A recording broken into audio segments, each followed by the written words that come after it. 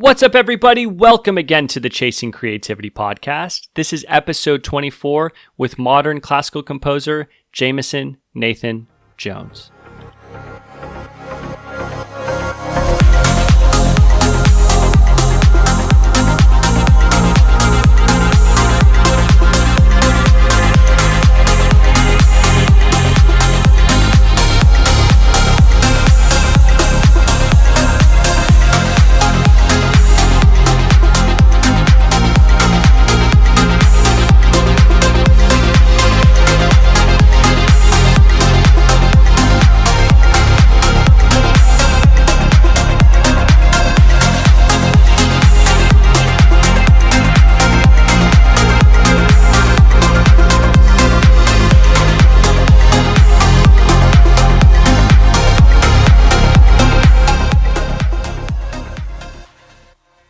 What is up, everybody? Okay, so I want to keep this fairly short for this introduction. If you'd like to just skip ahead, just right into the episode itself, absolutely fine. But I do have some very important news to share for the podcast. So, starting out, the song you just heard is from an electronic music producer known as Gil Zambrano. That's Gilzambrano. And the track is named Vantage. If you'd like to listen to more, you can find him on SoundCloud at soundcloud.com/Gil Zambrano, on Spotify and Beatport at Gil Zambrano, Facebook at facebook.com/Gil Zambrano Music, and on Instagram at GIL_ZAMBRANO_music. Now, if you'd like to have your song shared out at the beginning of an episode, just simply write me. Write me on Instagram, write me via email. I would be happy to listen to your music and share it out at the beginning of an episode. On Instagram, it's chasing.creativity.podcast, or at email, it's chasingcreativitypodcast@gmail.com. Now, before we jump into speaking about today's guest, there are a lot of new things happening with the podcast. First, there is now a Patreon for the podcast for those of you who want to support the podcast. Now, for those of you unfamiliar with Patreon, what it is for as little as $5 a month, you can directly support this podcast and you will get access to perks. So the idea is that we give back for those who want to support the podcast, things like limited Chasing Creativity t-shirts, stickers. I will be doing shout outs of the patrons at the beginning of live streams, at the end of episodes. So you will have your name shouted out on episodes. So there's a lot there to check out. Now, if you are interested, just head over to patreon.com/Chasing Creativity. Secondly, we are now live streaming podcast interviews on Twitch. I'm really, really excited about this. So how this is going to work, just head over to twitch.tv/Chasing Creativity Podcast and follow us so you'll be notified when we are live streaming these podcast episodes.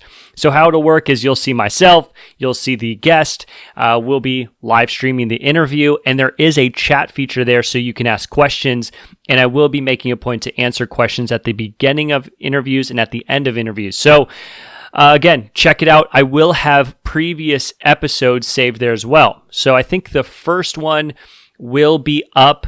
That's going to be yesterday's episode if everything went well with how I recorded it and how I'll be able to save it to Twitch. We'll see. But from here on out, all those previous episodes will be on Twitch as well.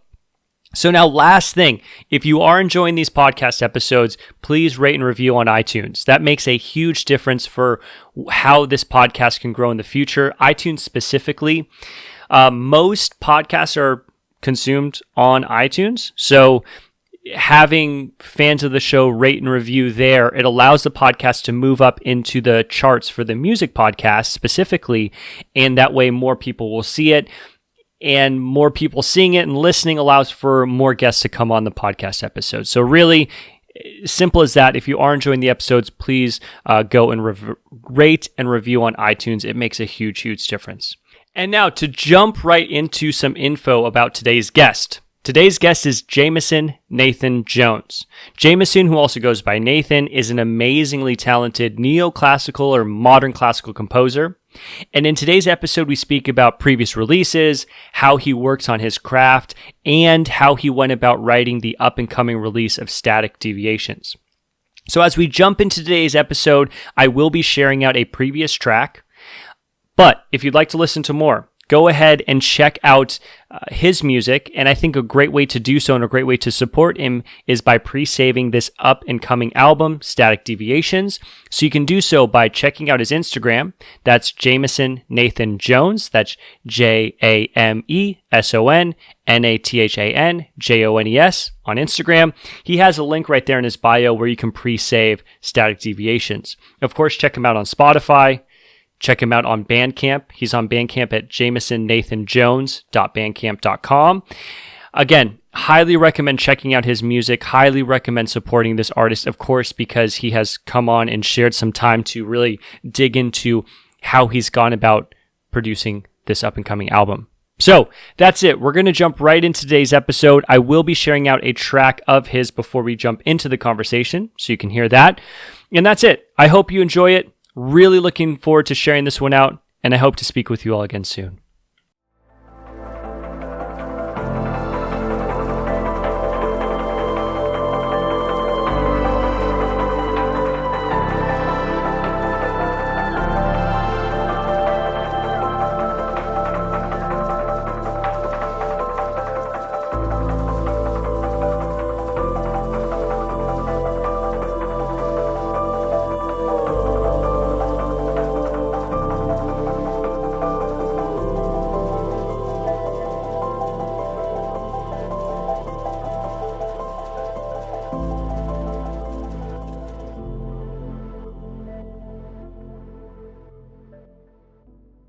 How's it going, sir? Thank you for coming. Thank you for having me. I'm doing great. How are you?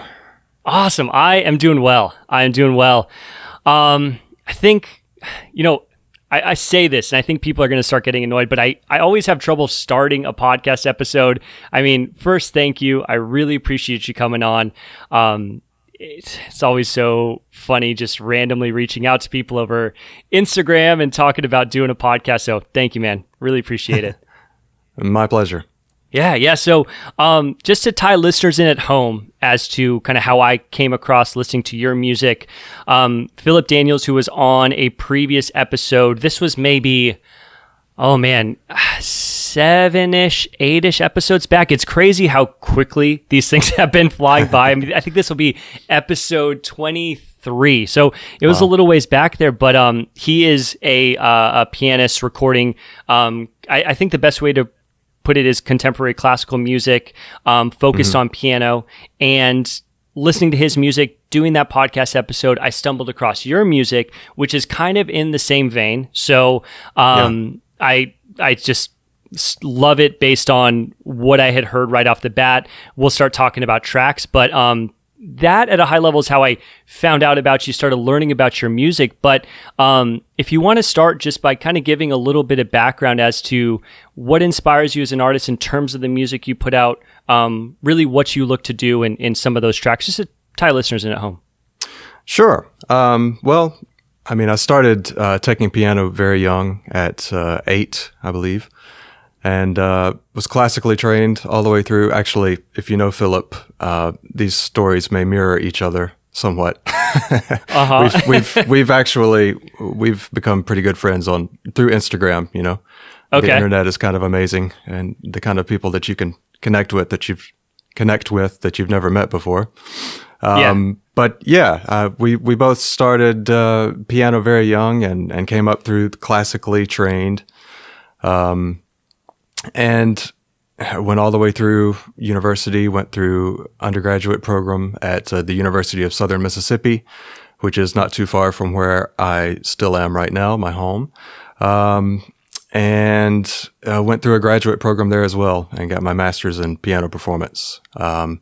So I kind of always was interested in composition, and I had the opportunity to actually study composition at USM with the composer in residence there, who is, we were so lucky to have him. He's Luigi Zanninelli, who is an Italian-American composer and studied with the likes of Giancarlo Menotti and Samuel Barber at the Curtis Institute. So he's the real deal, and kind of got me on the path of writing music and and finding my own voice of what I wanted to say musically.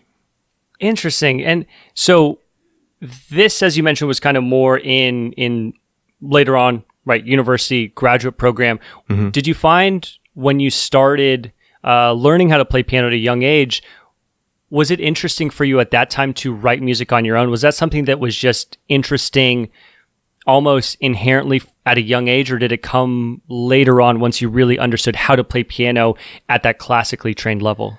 I mean, it was definitely always something that I kind of knew I wanted to do because I always, other young pianists would talk about this performer or that performer, and I was always interested in the composer, and almost put them up on a pedestal, Yeah. It's like, oh, these are my heroes, Prokofiev and these guys. So it was always something that I knew, studying that kind of literature at a young age, it was something I knew I wanted to do. And even as a kid, I would make up little cheesy songs and things like that, So, I would definitely early on.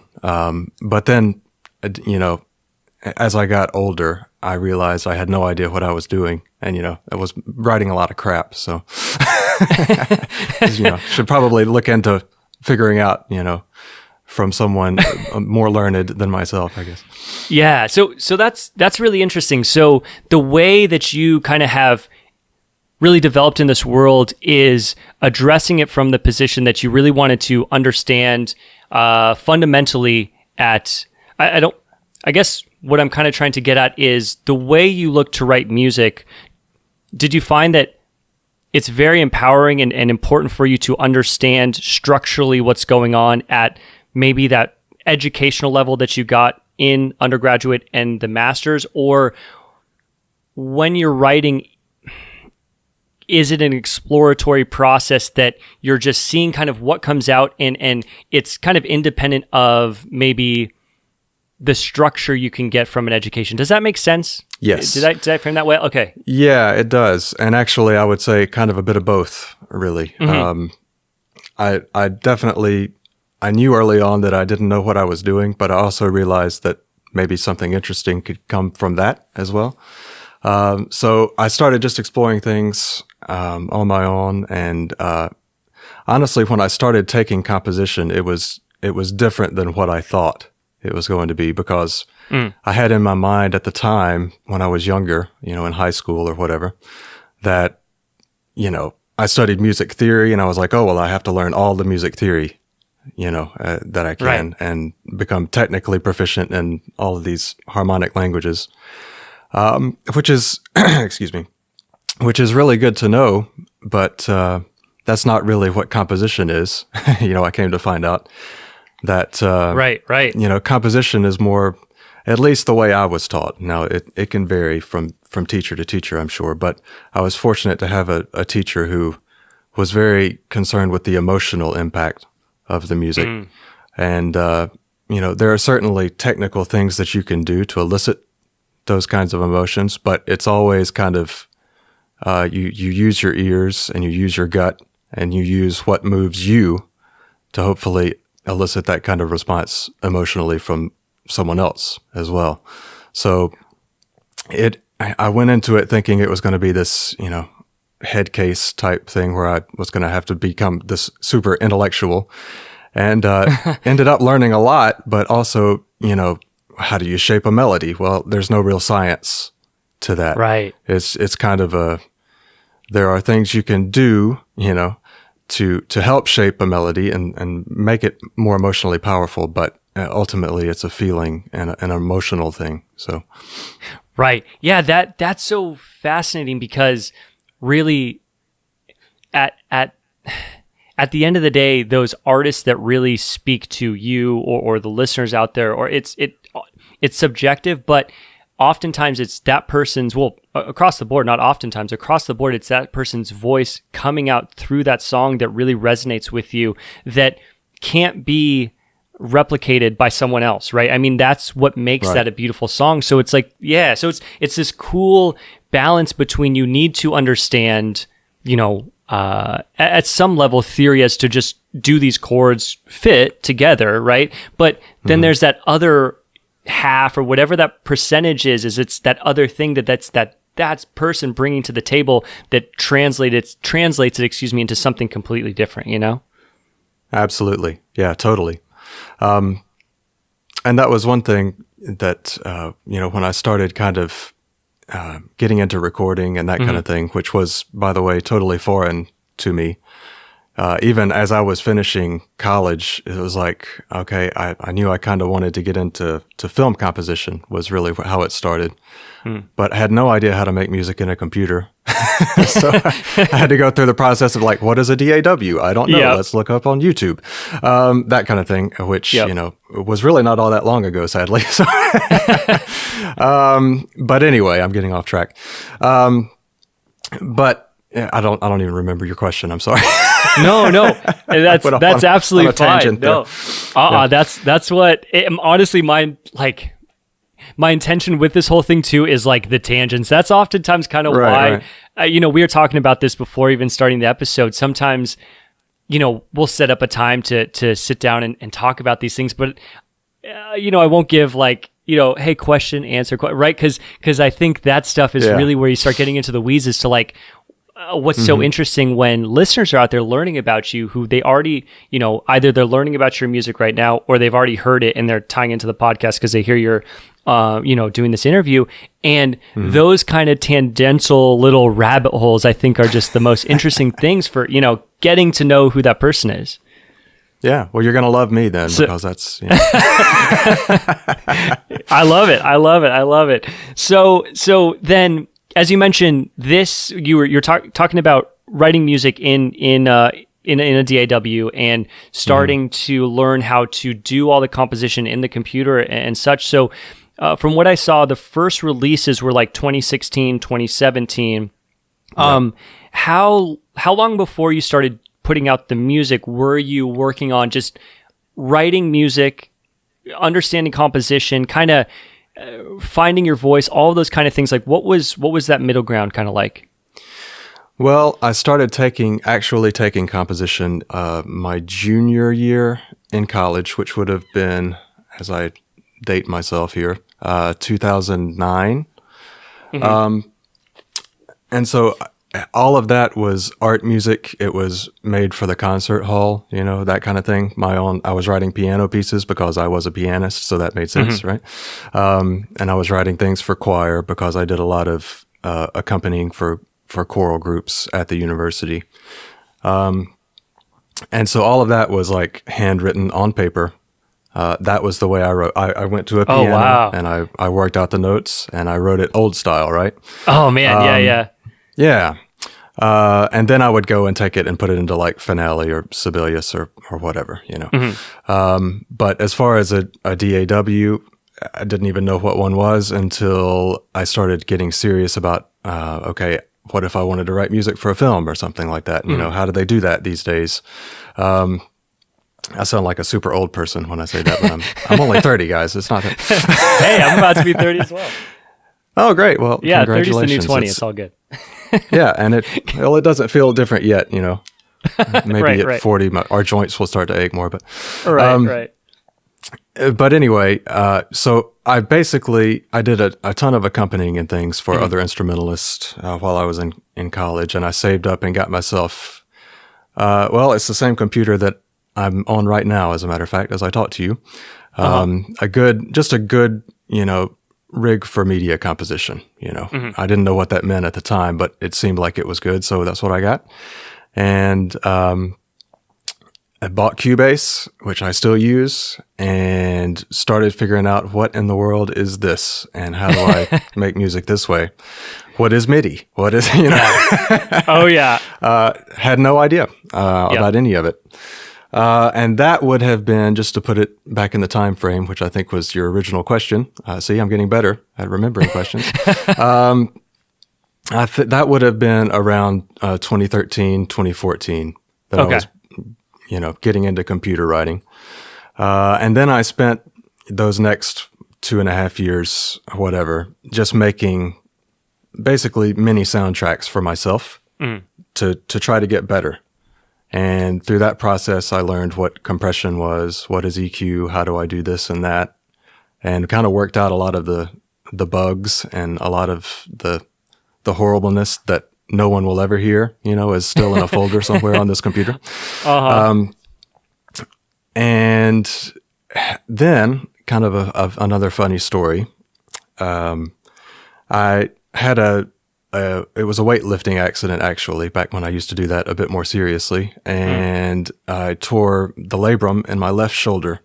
Ooh. And I was just laid up, not doing much, and was really depressed while I was waiting for that to heal because I couldn't do anything, couldn't play, which was not great since that's also my day job. I'm the organist and choir master at a church full time. So I was laid up, couldn't do anything, and I was watching a particular YouTube video from Spitfire Audio. You may be familiar with them. They're a great sample company and so much more in London. And they do these creative cribs, which I was getting into hardware at that point, what's this out-of-the-box stuff all about? And so I was watching all these great artists in their wonderful studios, and ran across an episode on Olafur Arnalds. And so there I am. This is 2016. I have never heard of Olafur Arnalds or this type of music that he does. But I'm sitting there thinking, that hearing him talk and seeing him give that tour of his studio got me thinking, like, okay, who's this guy? What does he do? So I went on a little YouTube tangent then of tracking down some of his music, and I was like, hey, this is something different, something I had not really been exposed to before, and something that I felt like, hey, this could be, here's a guy who has made himself an artist first, rather than trying to get into film composition and going up and knocking on random directors' doors who are like, who is this kid? We've never heard of you. What have you done? Yeah. So that got my wheels turning as to what if I did something like this, where I made myself an artist, develop a brand that is me, and went about it that way and started just making my own music and figuring out how to get it out there so that hopefully somebody can hear it. And that is where the whole thing started, really. The reason why I'm talking to you right now can be traced back to that moment. So, So like everyone else who writes this kind of music, thank you, Olafur Arnalds. Yeah, he's a big inspiration. I for this style of music because, he from my little understanding. I mean, I love his music. It's new to me as well, actually more recent than 2016. So I'm still kind of learning about this area of music, etc. But I can imagine coming from a background where you're looking at composition for film, more of the classical mindset, but still with composition, and to see that, which is, as you mentioned, like putting it in comparison with film composition, he is like artist first, right? It's just like totally focused on his music, and it does. I could see coming from that place in your life, right at that moment, it being just like, it totally turns the switch on, as you mentioned, right? Now you're off to the races, writing music, putting out albums. And one thing I thought was so cool, what you just mentioned here, was when you had this injury, you couldn't play, but you can work on MIDI, right? So then that kind of opens the door where you can just work in your computer and start doing these things. You wouldn't even necessarily have to sit at the computer if you didn't want to, or at the piano, if you didn't want to. Right. Yeah, absolutely. And that whole approach, if I could be so bold as to give anyone advice who might be thinking about trying to get into film scoring or something like that, not that I am in any way, a mega star or anything like that. But I would just say, give yourself something to do. And don't wait for someone else to come and give you stuff to do, because that's what I was doing. I was like, okay, I've got some knowledge now. I'm just going to sit back. I'm going to email some random, indie film directors, right, and see what happens. And then, then the big thing is like, well, if they do respond, which they probably won't, or they didn't in my case. You might get lucky or something, but then they're like, well, what have you done? And it's like, oh, well, I'm just waiting for an opportunity. It's like, well, right. You need to create an opportunity for yourself. Yeah. And that was the first time that really hit me. And it just happened to be at a good time where I was just getting comfortable enough with the recording process and all of that I could actually do something about it. So it was just one of those moments that, the stars aligned, I guess. Oh, that's so cool. And I love how you mentioned that, because I think a lot of people listening to this podcast, and a reason I started it is when someone's starting out, and I'm bedroom producer, I'm by no means like I'm doing this for fun. But the reason I started this podcast is, one, I was just fascinated with how people come up with interesting ideas for tracks, but also just that process of starting out. I mean, oftentimes we learn about people who are 10 years into a career, and you don't know really what it was like as they started, what those first steps were like. And I think it can be so powerful and important for someone to hear, like, hey, if you want to go about that and look to compose for film, you have to make opportunities for yourself in, releasing music, working on music all the time, having tracks out there. So when, as you mentioned, when they ask, you're like, hey, here's all the stuff I've done. And then my guess is, now that you've done this and the music you've been putting out is gaining traction, more people are open to working with you, and people are even coming to you and saying, hey, like, yes, I love your music. Do you want to do so? Yeah. So what's that kind of transition been like? Not to jump forward too far, but kind of as we dig into this now, I mean, you have about to be 3 albums out, or no, excuse me, 3. And then you have some stuff coming in the future we'll talk about. But what's it look like now, moving forward, a couple albums into the future? It must be a lot different. Yeah, definitely. Well, go ahead. Sorry. No, when I first started out, I had no idea. Like, I wasn't even on Instagram at the time. I wasn't on Twitter, things like that. I was busy practicing Bach and stuff like that. So I didn't have time for all of that, social media. Time, what is it? But once I finally crawled out of the practice room, I realized, okay, I need to start figuring out, just like learning my craft with my instrument or with composition, I need to start learning about marketing and that kind of thing. And how do I promote myself in a way that is not obnoxious? Hopefully not obnoxious. And so that kind of became like a quest of mine, I guess. And oddly, it can get tedious at times. I won't say that it doesn't, but it didn't really feel like work, because I knew I was pursuing something that I was really passionate about. So that's a cliche thing to say, but it's absolutely true. Same as learning about the DAW, that didn't feel like work, even though I was pouring all of these hours into experimenting and watching YouTube videos on what is, sidechain compression. I have no idea. So, yeah, all of these things, they just were the next step, and it was all part of the process to get where I am now. And going into the future, yeah, you're absolutely right. Opportunities are becoming more readily available now.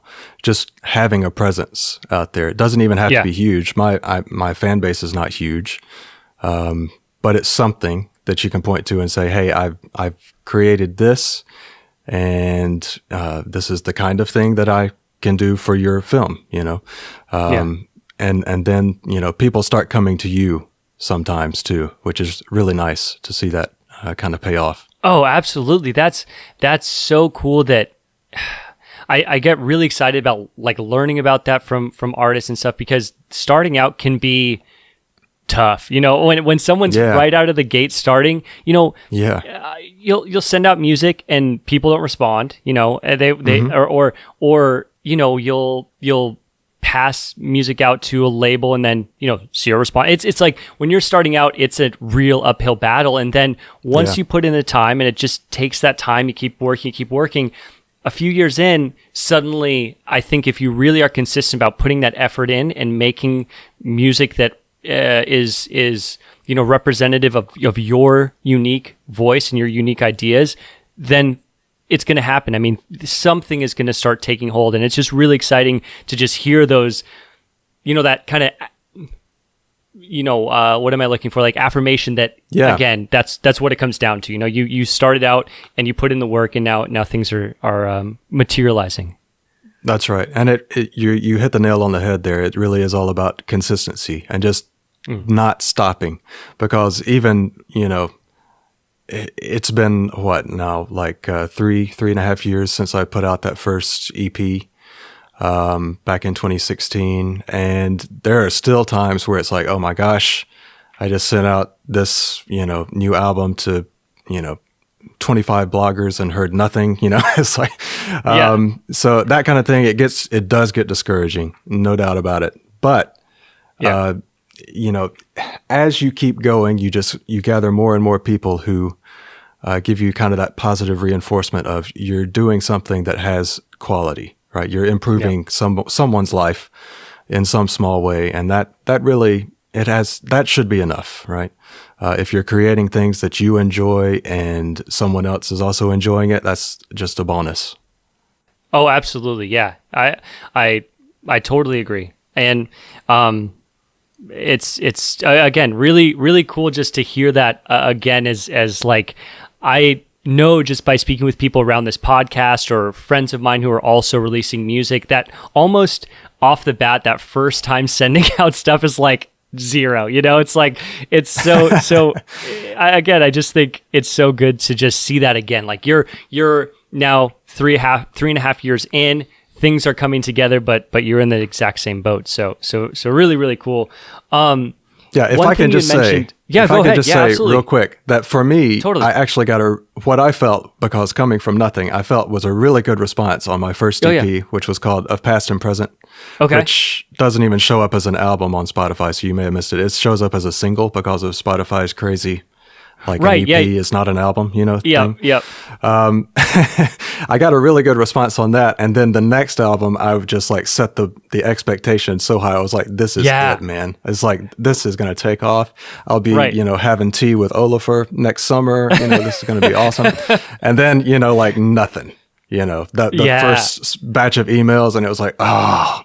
So if you do have success, you have to kind of rein that in, a little bit too, and not. It's just best to be confident in what you've done, and I don't want to say have no expectation, but that's probably for the best. Is just don't expect anyone, don't feel like anyone owes you anything, right? Because they listen to a lot of music, and there's so much out there. It's easy for things to get buried, and it may not be their cup of tea, So, don't get discouraged at any point along the way. Just don't stop. Would be my advice. Yeah. I think that's so funny that you mentioned that, like, first EP out, like very good response, and then, nothing as you mentioned. Yeah. I mean, no one knew who I was at that point. So it's like, I had no expectation going into that one. It's like, hey, people like this. This is cool. Yeah. Got a little too, that's funny. Too ambitious with it. Oh, that's hilarious. I think there was something, it reminded me of listening to an interview. I think it was with Kevin Hart. He had a similar experience. And of course, like, he's a comedian right now. He's this famous actor, but he got his first, I'm trying to remember now, he got his first signed comedy show or something like that when he was pretty young. And he was like, this is it. Like, he bought a Rolex, he bought his parents a house, and then he got like this little bit of fame or whatever you want to call it. Like, he just kind of peeped his head in at getting this recognition, and then it stopped. Like, it was just hard stop there for a year, another 2, I forget exactly now, but it's the same thing, right? And it's just, but again, across the board, you've mentioned this, and just listening to his experience too, the commonality there is that you just keep working. You keep working, you keep putting out music, you just keep working at it, and then things fall into place over time. Yeah, absolutely. I heard, well, he's a rock musician that I really enjoy his music, Josh Homme.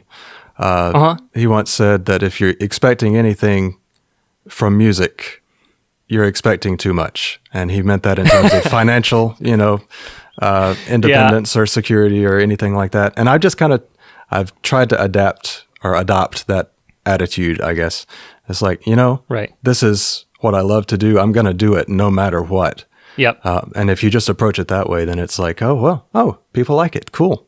Well, that's neat. Yeah, exactly. Then you kind of remove the expectation because, just I guess this was 2 episodes back now as I was speaking with the producer, and he mentioned that when he gets in that mindset where, okay, I want this track to do, 100,000 streams on Beatport, I want to chart here within 6 months or whatever it is, it's going to dilute how you feel going into working on that song, and you're not going to be able to as easily get into like a creative space to write something that you're really proud of. You're trying to pull too many levers at once, and then it like keeps you from doing the thing that could possibly happen, Absolutely. Well, and another example of that, you were talking about, trying all these goals of getting this many streams or whatever.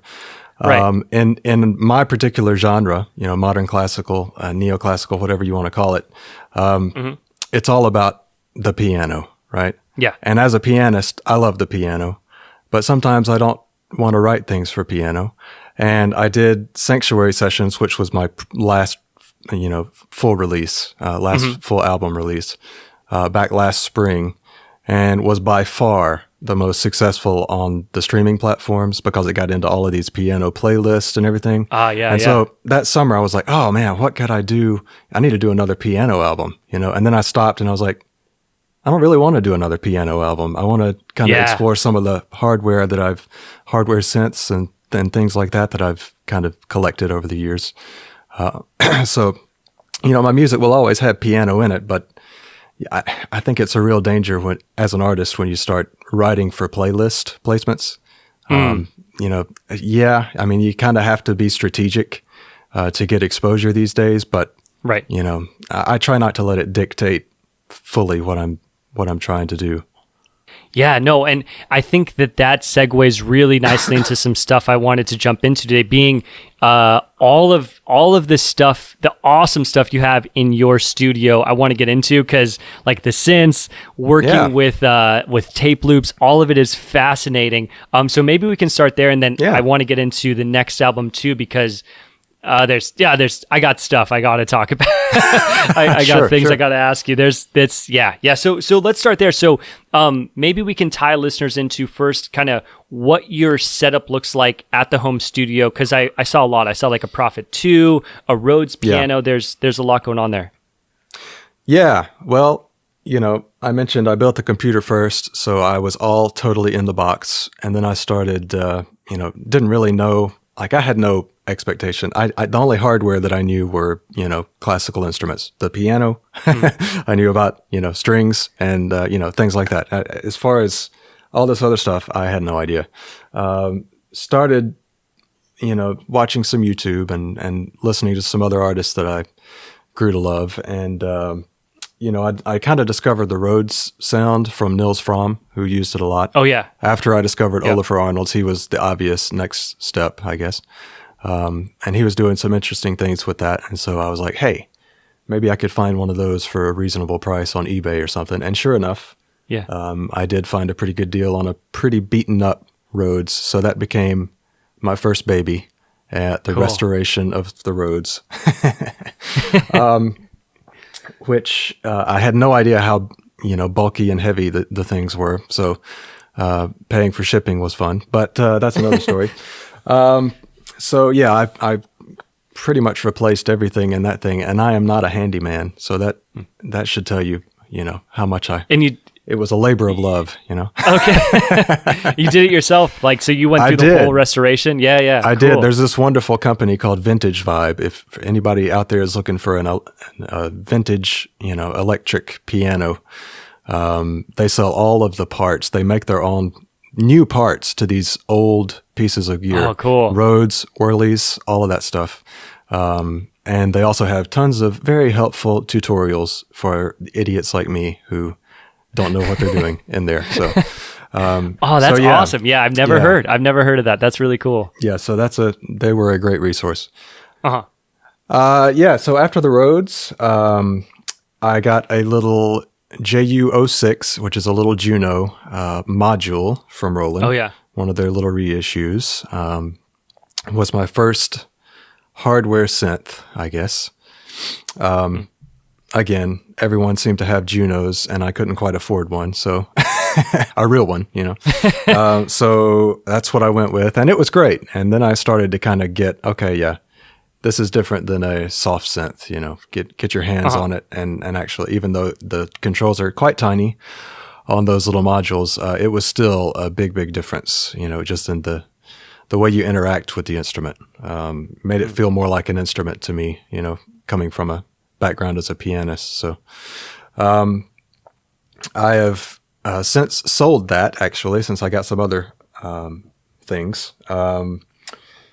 I got a Korg MS-20 shortly after that.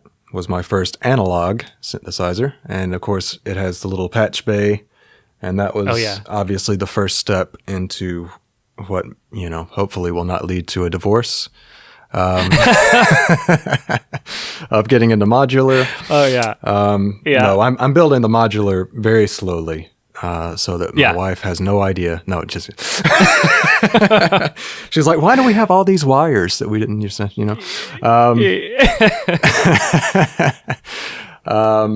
anyway, so those were the first things that I got, and that I felt like, between the Rhodes, the Juno, and the MS-20, I had a good mono synth, a decent little poly synth, and the Rhodes, I felt like that could kind of cover my bases at the time, because I was still doing a lot in the box too. It's been very slow. It looks like a lot now, but it's been a slow process. I don't just go out and buy everything at once. It's just like a piece here, a piece there. Probably the way everyone does it, but this is the way we have to, because this stuff isn't cheap once you get out of the box, Totally.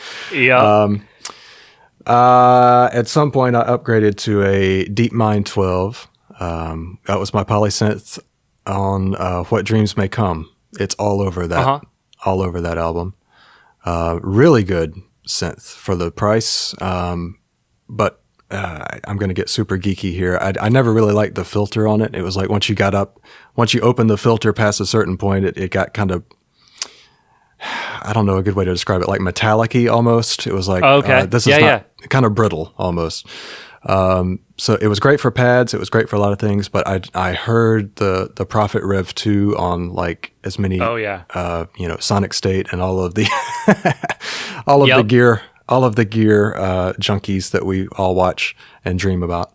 And I was like, oh, I want one of those so bad. So I saved, and I got one not all that long ago. I think I got it, let's see, would have been about September, October, somewhere around there of last year.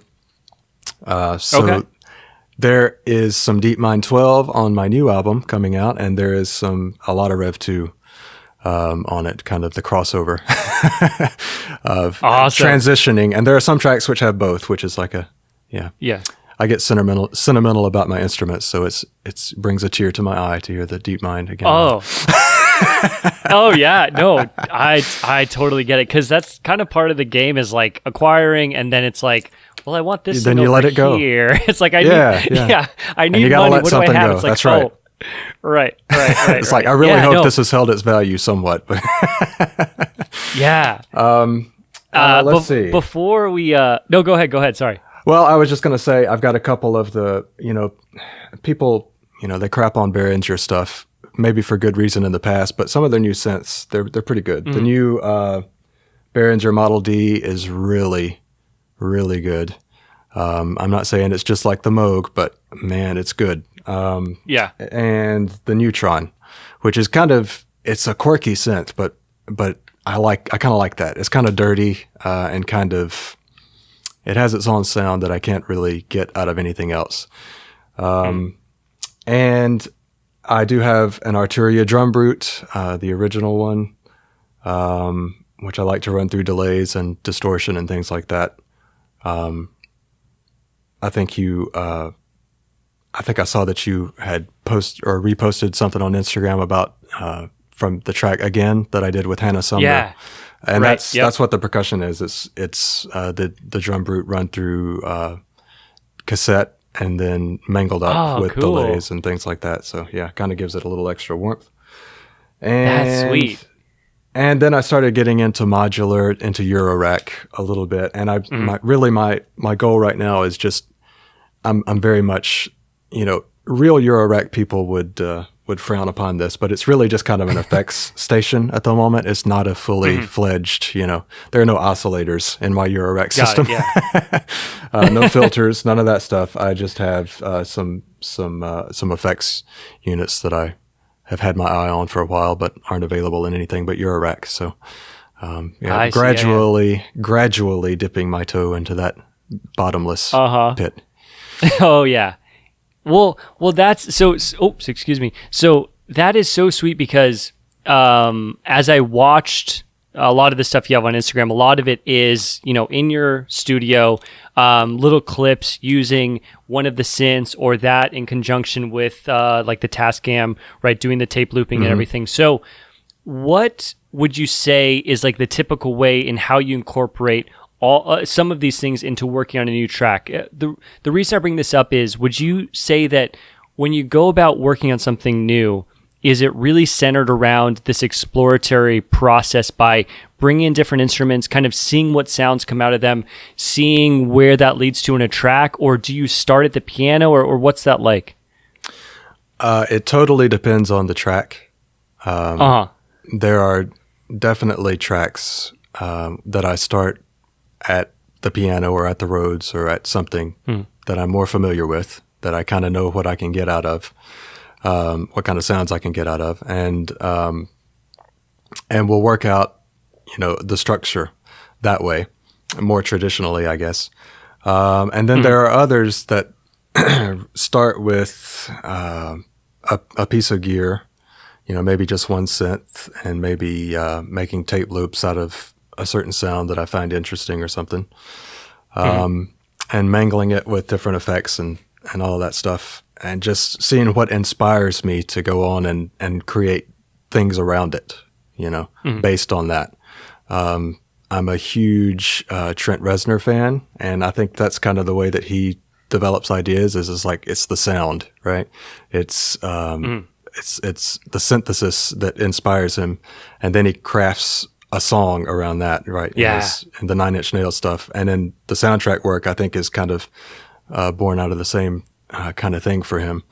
And so I kind of take that approach sometimes, but I generally, it ends up kind of becoming part of something with some sort of melodic structure too, because that's just the background that I have. And that's, I feel like it's kind of, I'm not trying to, be braggy or anything, but I feel like it's what makes my music maybe a little different than some of the other things that I hear, which is I love music that has just, a bunch of arps and a bunch of pads and like a bass line, but I just love a strong melody. And, and so I think if I can present that in a way that has all of these sound design elements supporting it, so sometimes it'll just happen that I'm inspired to write a melody over the top of all of these textures that I've created with like the tape or with different synths, creating kind of a bed, or different loops that are going on. But it's almost always important for me to have like something that develops and drives a track forward melodically. Yeah.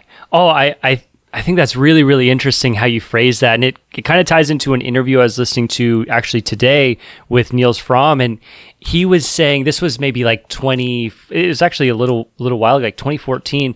And the way he got interested in music and writing music was he didn't even really focus in on genre. He was looking at music by the melody behind certain tracks standing above, like standing out in a sense that they're just memorable, right? That melody in that song, irregardless of the genre, is memorable, and that's what sticks with him. And so when he started working on music, he said he didn't care about genre. He doesn't tie his music to a genre at all, as he says it, but he's focused in on the melody that will carry through and leave as someone finishes listening to a track or sees him perform live or something of that sort. So that's kind of the same thing that I'm hearing from you is there are lots of these different elements pulled in, but the foundation across the board to kind of be happy with the trajectory of a song as you're working on it is that foundational melody. If that's clicking, then you're kind of onto something. Yeah, and I mean that was something that was instilled to me early on. I think also in studying composition with Mr. Z. He would talk about play the melody by itself without the accompaniment, and see if it's strong enough to stand on its own. And if it isn't, then you're relying on other devices to cover up the fact that you don't have a very strong melody. He was very to the point. Very Italian and very direct, and did not care about your feelings. But but that was good for me at the time. So that really instilled that sense of, okay, at its core is the idea of this strong enough to stand on its own. If I were to play it on a piano, and I know I've got all these synths that are supporting it, but if, I just stripped it all away, would that idea be strong enough? That's not to say that that's the only approach, because there are certain tracks that I have written that don't really have a melody as I would define it. They have textures, they have a chord structure, they have a progression, but that melody is just something to me that is clearly definable and develops over time. It's like you hear a great melody, it's in your head, you're singing that all day, that kind of thing. Right. And so, I think a lot of music in this genre is kind of it's all about the texture. It's texture driven, and that's cool. I like that stuff. But if I can kind of take that texture and incorporate a strong melody, I feel like that's kind of my niche, I guess. Yeah, that's really cool. I just, as I was listening to you speak about this and kind of just, the music I make is totally in kind of a different realm. And a lot of the people that come on this podcast are electronic music producers, which there's overlap for sure, but it can be much different. And, I'm a big fan of Deadmau5, and he, of course, being an electronic music producer, still is known for just these very simple melodies that sometimes can, sometimes people will think, electronic music producers or electronic music, will just be, 4/4 on repeat, and it's a very repetitive idea for 6 minutes, and that's the end of the track. But he will have these very simple melodies, and that, I think, can kind of push his music specifically into another realm. And again, so kind of tying this all in, it's about that melody rather than everything necessarily around it in terms of the genre. If you have that really strong melody for a track, that can be really put into different genres, and then it stands on its own. It makes this thing that really can stand out to people. So yeah, I think that's really cool. And I love your perspective too, because you've had this classical training and this background in composition at a level through undergraduate and graduate work at the university level. So you get this different perspective where you've gone through the training, you understand pulling everything away, working on a melody, seeing what's left there, and then you can apply it to this genre that's kind of different than maybe what they were even teaching about in those courses. Yeah. Oh, absolutely.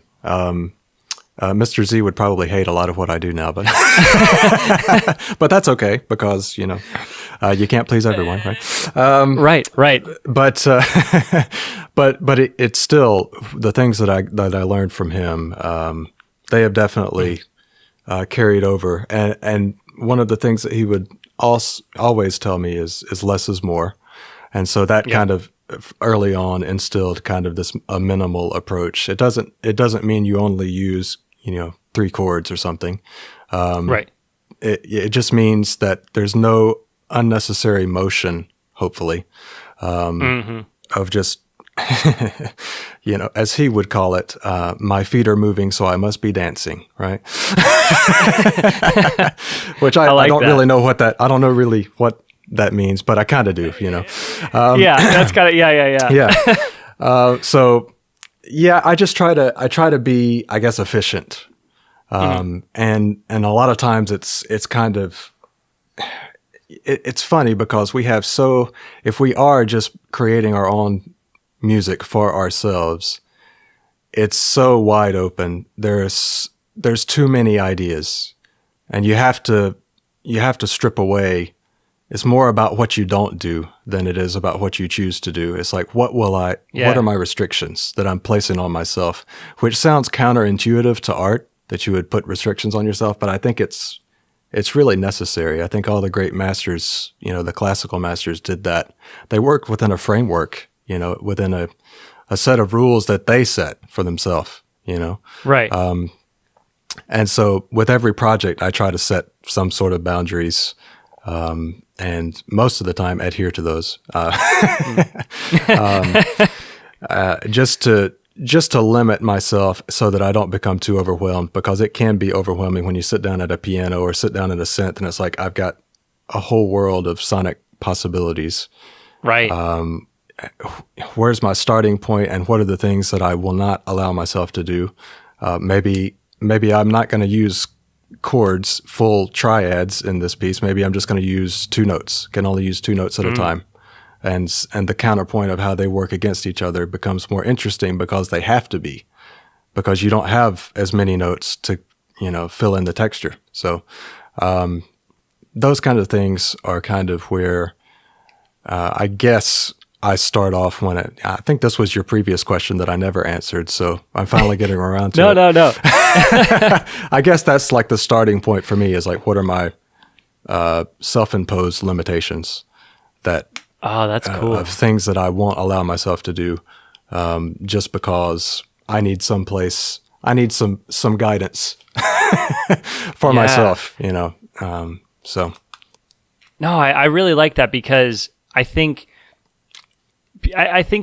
sitting down, working on a new project can be daunting at times. It can be exciting, because I found with myself, if I'm beating myself up on something that's 50% done and I've been working on it for a couple weeks and it's just kind of sitting stagnant, and then I say, I'm gonna work on something new, it can be really exciting. Yeah. But then as you get into it, if you don't have, if it's blank slate and you don't have an idea for a new track, or you don't have something you want to pull from, the archive to throw in and see if it can become something, it can be daunting, right? You're sitting there and it's, as you mentioned, like a full world of what you can address in terms of, starting this track. So limiting yourself and saying, okay, I'm only going to, use 2 notes or triads, something of that sort, to just kind of fit yourself with some limitation, and then see what comes. Okay, like there's a little bit of an idea here with a track, and then I'm guessing at some point something clicks, maybe with like an underlying chord, and you're like, okay, I have something here. Then you kind of hear where it's going to go from there, and then you're off to the races a little bit. But it's kind of setting yourself up to start with these limitations that can at least get something on the paper and in the DAW, to start going off and seeing what comes of it. Oh, for sure. Yeah, definitely. Yeah. And it is, it's an empirical process. It's not, nobody's, sending these ideas down from the heavens on a cloud or whatever idea that we have about composing. It's trial and error. You give yourself these guidelines, and then you say, okay, within that, I'm going to try some things and kind of see what sticks. And that's just purely based on your own taste and your own aesthetic. But yeah, I mean, I'm sure it's different for everyone, but that's kind of what has worked for me. It's like someone sets, a rock down in front of you and says, take out everything that's not a statue. Right. or a sculpture or something, so it's like, well, I have to decide, which bits to take out then. So, it's just kind of a different perspective. Now, what about, someone had asked this, I have a Discord with the podcast, and I have a little section where, if I have a guest coming on, I say, hey, are there questions, right? And this came through where someone was saying, what about when a given artist is in the middle of a track and they've been working on it for say a couple weeks and they're stuck, when is it I mean, this is probably a hard answer or a hard question to answer, but when is it that, okay, it's time to just abandon this, it's not going anywhere, I've tried to reiterate it a few times, nothing's coming through, I'm stuck halfway through it, let's just sidebar and move on? Or what's that process for you specifically of like, okay, let's push through, and is it like, let's just finish the track and see what comes of it, or what's that like? Well, it again, it kind of varies. There are certain tracks that have kind of been in that, middle phase where it's like, I'm not sure this one's going to make it. Yeah. And it's like, do you pull the plug or do you, ramp up the ventilator one more time, Right.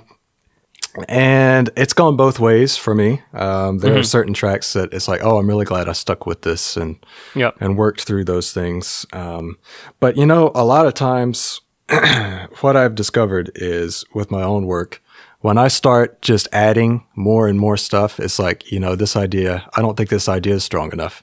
Because if it were a strong enough idea, I wouldn't have to be trying to add something to it to mask the fact that it's really not a great idea to begin with. Right. So I guess it kind of comes back full circle to what I was talking about before of like, hopefully the central idea of it is strong. And then you can build off of that. But if you're just, it's like, oh, I know what else I could add in there. Like the, kitchen sink mentality, I don't think really works, Yeah. That's, well, it's funny you mentioned it that way, because it makes sense. Like if you're looking at something and you're trying to add more to kind of push it over the edge to be something, it's because something's missing, so something's missing. So that almost, not all the time, but it can cue you into like, we're definitely not there yet. If you're trying to patch it up and throw things on it and see what sticks, it's this fine line between sometimes it catches and it clicks. It's like, okay, that's what I needed. Let's keep going. Or just, this thing's got to go. It's got to go. Yeah.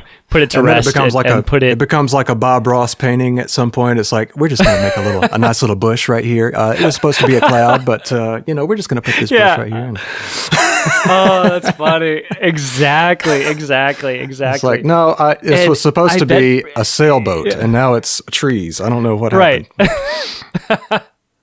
Right. And I bet people either who don't produce music or who are just starting out don't realize that that's what the process is like. You look at music, you're like, oh my God, this is incredible. How did someone write this in their computer? And they don't realize that oftentimes it's that. It's like, this was supposed to be this, and I screwed around with it for 5 hours, and now it's this thing, and we'll see if anyone likes it, Yeah. I mean, it can work out. But most of the time it doesn't for me. So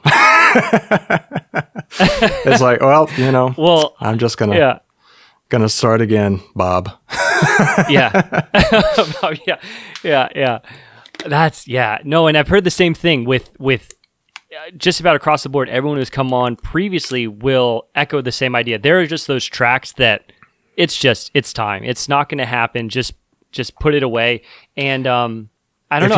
If you end up wasting time on it, then I would say, I mean, if it's time you could be, if you're like, oh, I really want to be doing something else, set it aside and say, maybe I'll come back to it if I get the urge, but I wouldn't just wrestle with it and at the same time neglect every other thing that you're working on, It's not like that. Right. Yeah. No, that's a good point. Now, what about piecing together albums? Now you have a new album coming out. I've heard some behind the scenes stuff, which I'm really stoked about, and I want to share as much as you'd like to share on the podcast. So from what I've heard, everything is awesome. But when you go about absolutely. So when you're going about an album now, what's that process like? Are you kind of starting with a fresh idea for the direction that you want to take the album, or is it other tracks that have been kind of sidelined and you think, okay, maybe I can go revisit this and this could be kind of pushed into what I'm looking to present as a central idea moving into this new album? Well, with the new album, which is called Static Deviations, and will be the first single will be available February 1st of this year. Awesome. Shameless plug. No, more plugs, more plugs. With this particular album, I pretty much started with a clean slate. Well, that's not entirely true because I'd been gathering gear over that period when I was writing or recording Sanctuary Sessions, which was pretty much an improvised album. So there wasn't a ton of writing. There was just a lot of experimenting and recording. And then, messing around with effects and things like that. It's all piano, but I affected it in several different ways. After that, or during that time, I was still, I still was interested in synthesis and was collecting gear piece by piece. And so I would record little ideas and just getting to know the equipment, what you have to do when you get a new piece of gear. You have to kind of crawl inside of it for a while. So that was all happening while Sanctuary Sessions was going on. And after Sanctuary Sessions, I just had a real desire, the business sense thing after that one did really well on Spotify would have been to make another piano album, Hey, this did well. Let's do it again. But I didn't really want to do that because I was just itching to get into all of this gear that I had kind of accumulated. And so I pretty much started fresh. There were a few snippets of ideas that I had recorded just messing around with the gear that kind of made it in. Are things very similar, But for the most part, I kind of started fresh, and it's kind of followed a cycle. My first release was mostly piano and cello.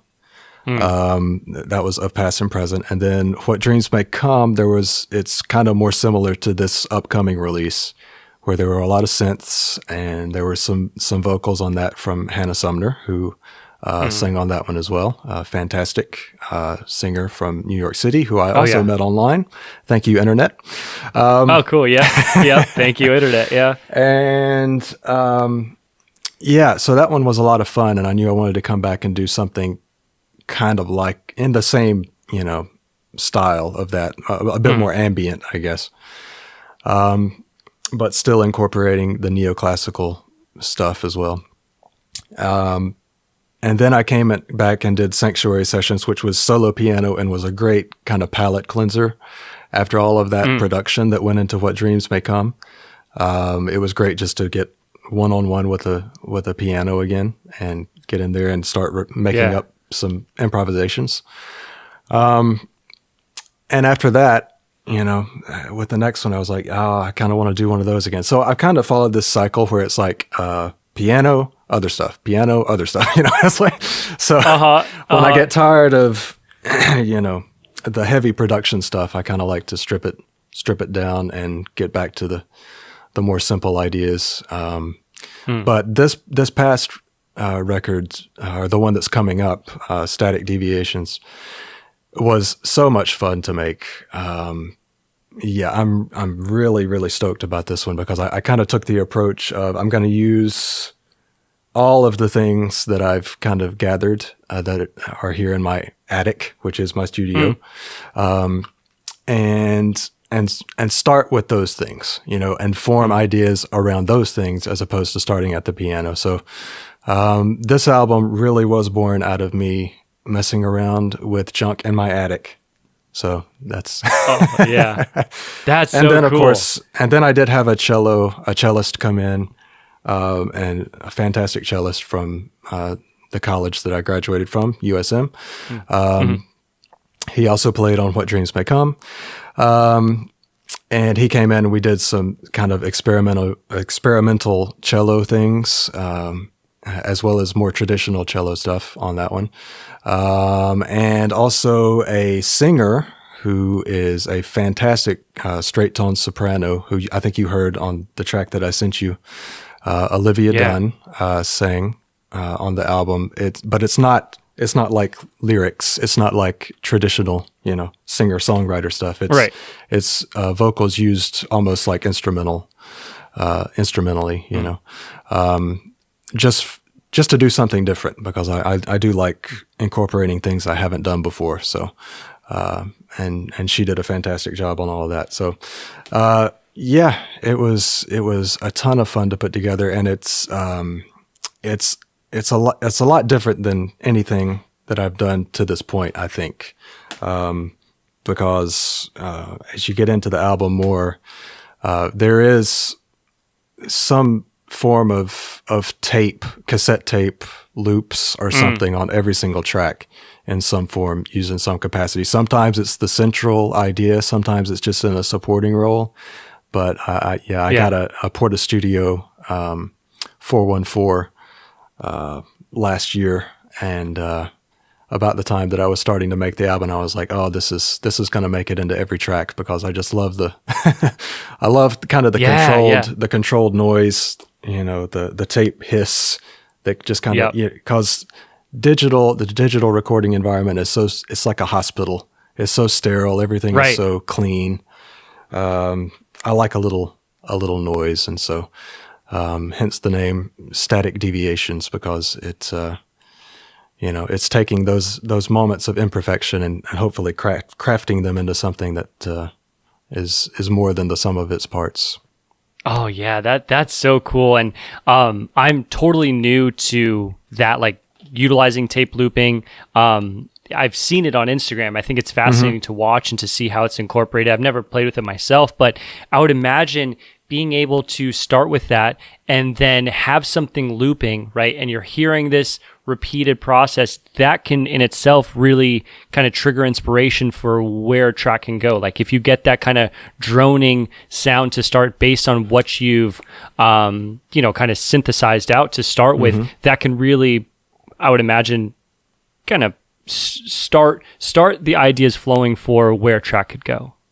Absolutely. Yeah, it was very, very inspiring. And in fact, the last track on the album, I ran the DeepMind 12. I just recorded it to tape, and I recorded this it's kind of like a flutter. It's got like a ramp LFO that kind of triggers the filter, and it gradually, that kind of thing, Yeah. And I was like, what would happen if I pitched that down so everything was slower and you can really feel it pulling apart, in the tape? And so I turned the pitch control wheel all the way down, and I said, oh, that's it. That's the sound. And of course that changed the tempo. I had other stuff written around it. That changed the key and the tempo. And so then I had to go back and say, okay, well now I've got to do everything, I had played like a little glockenspiel part on that, and there's some piano on it as well. And I had to redo all of that, but I was like, no, this is it, because this is the right tempo, this is the right key, and it's when you slow tape down, it has that kind of controlled chaos, like things are about to fly off the hinges, you can really hear all of that gritty detail. It's really, really great.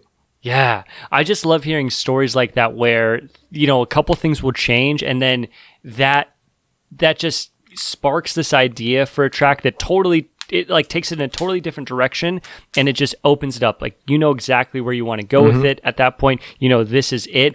And it's those little experimental tweaks, whether it's with the equipment you're using, whether it's with, even like set and setting when you're working on tracks. Some of those little things can totally transform a song you're working on. And I imagine the songs that I love, that you love, that we look up to with those artists that we really admire, that has to be that has to be the reason for some of those beautiful tracks that we love. Just those little quirks, those little changes that just set everything off and put everything in motion. Yeah, for sure. And I think it's important to try things like that. And that's one thing that, being kind of a newbie in the grand scheme of things to hardware, instruments and things like this, has been really fascinating, because it's like, man, I could just try things, and it may take me off in a completely different direction. Kind of flies in the face of what I was talking about earlier about, sitting down and figuring out a structure. But that's what I mean. Some of my tracks, I do adhere to a structure that I lay out, and then others, I kind of loosely have a structure, but then I kind of let these instruments kind of do what I feel like they want to, and kind of guide them in that direction, and that can be really inspiring, because there's nothing more inspiring to me than an instrument that sounds nice, whether that be a piano in a great hall or a synth with a great reverb on it. It just makes me want to play it and makes me want to try things. So yeah, it's been really a lot of fun. Now this is done. It's not released yet, but the album's done. So does that mean that kind of moving into the future, do you see yourself then with the next album kind of going more back to stripping away everything and working on piano, or have you even thought about it yet? Album's done. Now you're just more thinking about the release and kind of seeing what comes from there. No, I'm definitely already thinking about the next thing. And I do think it will be something a bit more minimal. It's funny because I mentioned before I'm the full-time organist at a church. I started studying classical organ when I was 16. So I've been doing that for a long time, and was just talking to another friend of mine, composer friend of mine, the other day about incorporating it. And I was like, well, the thing's just so noisy and it's so hard to record. And, the pipe organ I'm referring to. Right. And he was like, well, then you should just do an album that's just the organ. And I was like, So, and I made the joke then, I think, that it's like, oh yeah, that fit real well on all of the, relaxing pipe organ Spotify playlist. Yeah, right. But there again, you just have to be willing to try things and let the chips fall where they may. Yeah, that's totally it. And I just, the idea that kind of popped in my head is utilizing something like that, like the pipe organ, but then in the same sense that these guys like Oliver Arnolds will take something and then transform it, right, with just different filters after it's been recorded. And you imagine kind of transforming it into something that doesn't, I don't know. I think that there's so much potential there that you could go into something thinking it's going to turn out one way, and it could be totally different based on just, I don't know, all the processing, all the filtering around something you could do with that. I think it could be super, super cool. I mean, by no means, I think it's an interesting idea. Well, you heard it here first, and now I have to do it, unfortunately. So. Well, That's it. I gotta. I mean, at least, Oh well. At least a mini album now. I mean, right? Maybe just dip my toe in the water and see what happens. So. Right. Oh, that could be. I mean, I think that could be super, super cool. But it's. I think it's really interesting how you have, kind of, not. I guess what I'm trying to say is, as you work on different albums, you always are looking to approach in a different way a bit because, maybe. As you mentioned with, say, What Dreams May Come, there was a lot of processing, working with gear for that. Then Sanctuary Sessions, you just ripped everything back almost to kind of have that palate cleanse. But I think it's so cool then for listeners, especially as they get to know you through conversations like this and just Instagram and all these different places, that you have these different facets and different things that are interesting to bring into albums. And each album is going to kind of be different. It's going to transform over time, and I don't know. I think that stuff's so cool because, putting out one album and finding a sound, as you've kind of mentioned today, and I found with myself just working on tracks in my bedroom. Once you've done it, then you're kind of on to the next thing. You want to see where you can go, what that limit is for production, what you can really do with it. So I think it's really, really cool. Yeah, I mean, I don't want to get bored I don't want to bore myself, Yeah. Because there again, as we talked about earlier, no one else may care. So I at least want to, feel good about what I've done, whether a blogger does or not. So I've been way too disparaging to bloggers on this. I love bloggers. Just let me say that. Yeah. No, but exactly I mean, you just can't worry about what other people, want to hear from you, I guess, which I think probably becomes a bigger issue when you become more successful than I am, where, I guess a fan base starts to expect a certain sound. Right. Or something. And then when they don't get that, it's like, oh, well, what is this crap, Right. So, but, it's important for artists, for me at least, to to feel like I'm doing something that interests me and makes me still excited to do it. So I don't want to do the same thing over and over. Yeah, absolutely. And I've thought about that same idea. Someone gains recognition based on a certain sound, or they put out a couple albums, and then it would be really challenging to put out new music that you want to push yourself, try something different, maybe even kind of dip your toe in a different genre. There's going to be people that if they like that original album, they're going to say, what the fuck is this? So, it must, it must add this whole extra layer of pressure. But at the same point, I'm getting, over and over, just on the conversations I've had and speaking with other producers and such, it's always getting back to that, make the stuff you want. And I think the music that you put out is true to yourself, so you're going to enjoy it. You're going to feel more fulfilled when you're putting out that music you enjoy.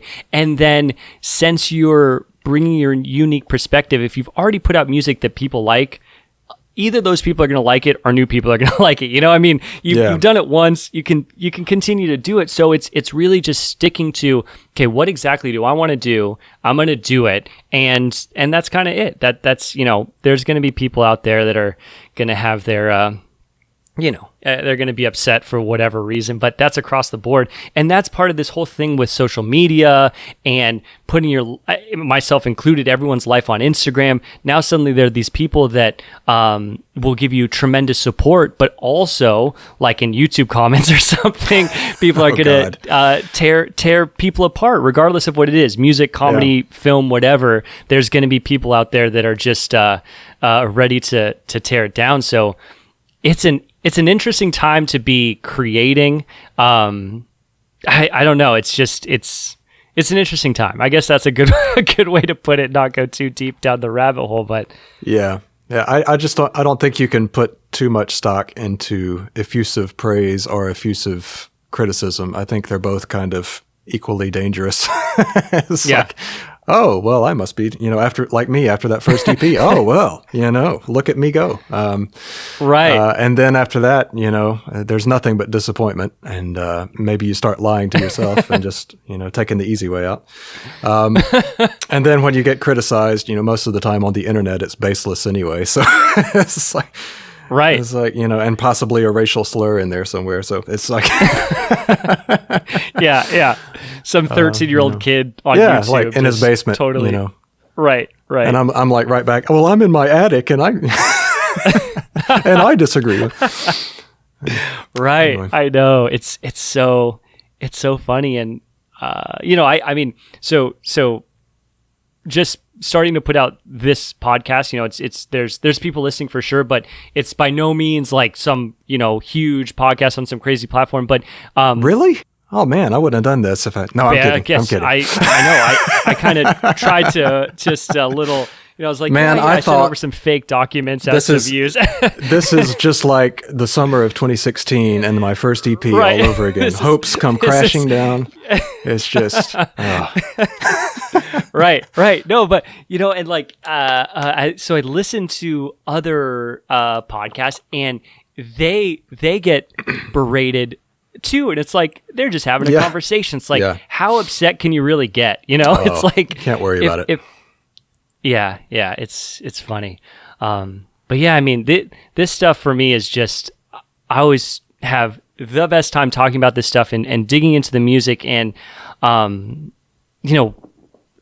feel like I always get to kind of peer inside behind the veil as to like how you work on music, how you come up with creative ideas, what it is to put albums together, all that really cool stuff. And I don't know, for me, I always appreciate these. I just think it's so cool and so interesting, and I really appreciate you sharing some time talking about albums, talking about the new album, all this good stuff. So oh man, I appreciate you having me on. It's been a blast.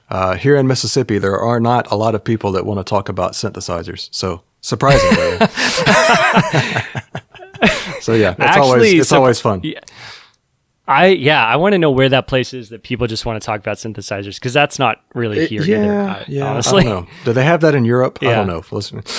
I think, yeah. I think maybe, it's maybe like at that's where NAMM we in gotta a few be. weeks. I don't know, maybe.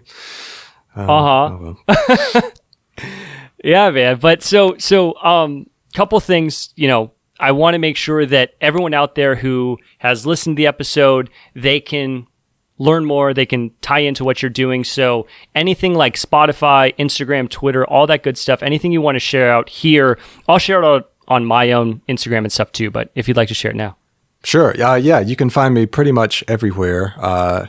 It's just Jameson Nathan Jones on Spotify, on Instagram, on Facebook. My Twitter is actually J Nathan Jones, so that's a little different.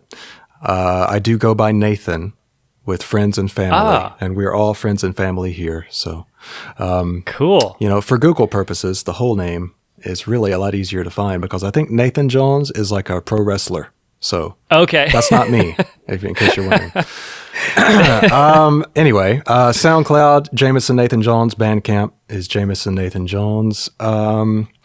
And if you want, you can sign up for my email list. It's the best way to hear updates when I have new music, and you will be sure to get it, not based on anyone's algorithm like Facebook. And you can find that on my website, which probably needs to be updated, but you can sign up for my newsletter there at jamesonnathanjones.com. Cool. Yeah, dude, I had no idea. And when we first started speaking, I was saying Jameson, so I apologize. Oh, it's fine. Well, now I'll answer to anything. Now we're family, so I'll call you Absolutely. Nathan. Perfect. Yeah. Sweet, man. Well, yeah, so that's it. For everyone listening, that's best way.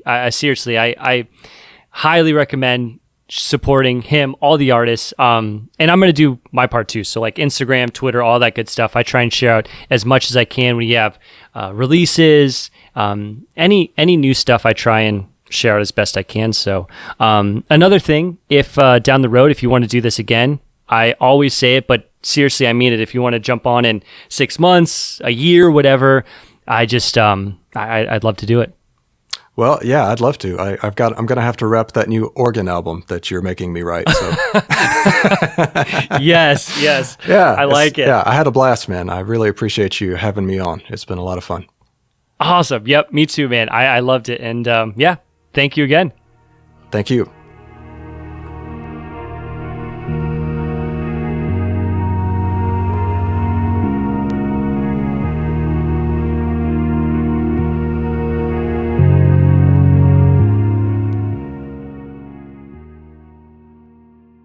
And that is it. Episode 24. Thank you again to Jameson Nathan Jones for taking the time to have this conversation, speaking about up-and-coming release Static Deviations. I really, really greatly appreciate him and all the guests who have come on so far. That's it. I'm so thankful. So really, go and check out his music. Support the up-and-coming release. Check him out on Spotify. Check him out on Bandcamp. It really does make a huge, huge difference.